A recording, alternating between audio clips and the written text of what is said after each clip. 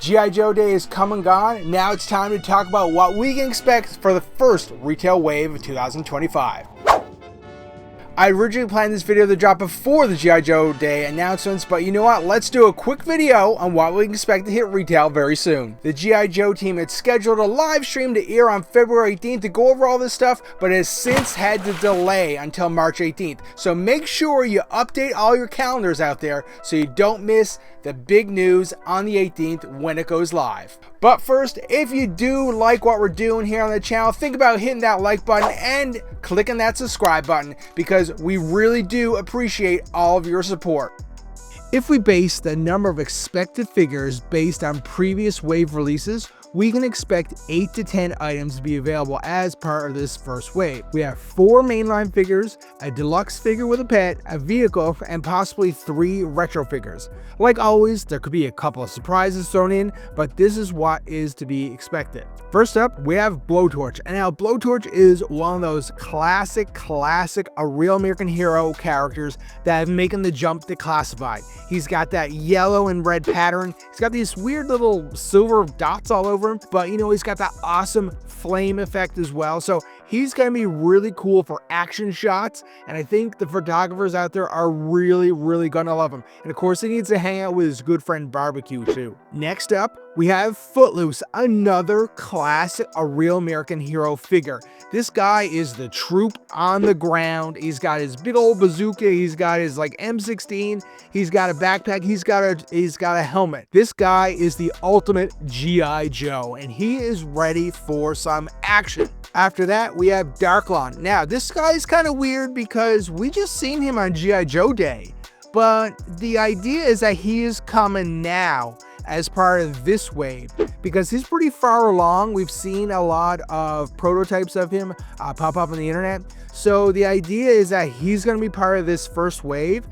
He's pretty badass, I have to say. Of course, he's part of the Iron Grenadiers, Destro's forces. And so we'll see how he turns out. Hopefully the prediction is correct that he is part of this first wave.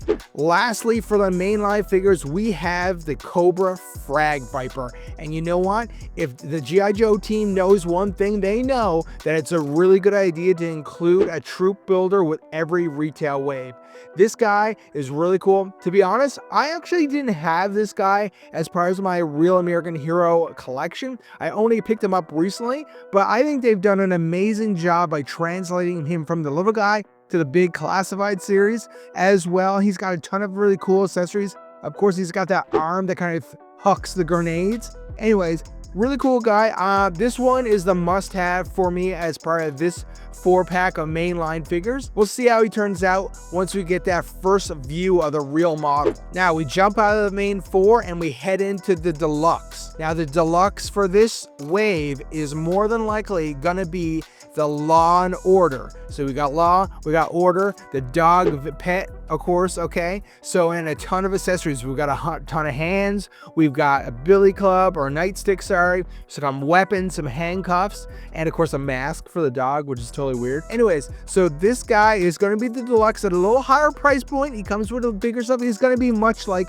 Mutt Junkyard. So a lot of people have been waiting for Law and Order for a long time. So I think this guy is going to be pretty popular with the collectors out there. Of course, the G.I. Joe team just showed off the Oz Striker and the Snake as part of G.I. Joe Day, but those guys are going to take a back seat for a second because we still have not received the Cobra Claw, which was of course shown off at San Diego Comic-Con during the summer, and me and a lot of other collectors are so stoked for this. I believe the Cobra Claw is a Hasbro Pulse exclusive like many of the vehicles, but you know what?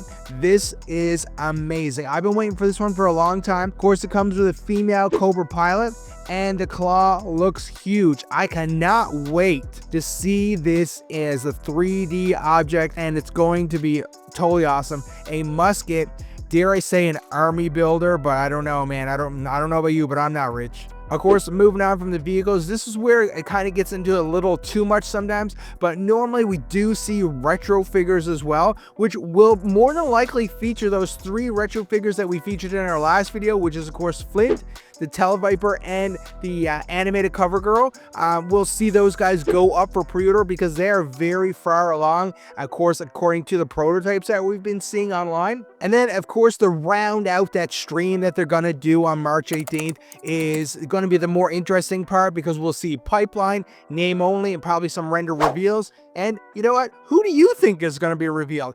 I'm thinking we're going to see at least a Night Viper and Monkey Wrench dropped in these sections. So leave your thoughts below. Let me know what you're thinking. While you're here, check out the G.I. Joe announcements if you missed them, or check out one of our other great G.I. Joe or Transformer videos here on the channel. Thanks for watching.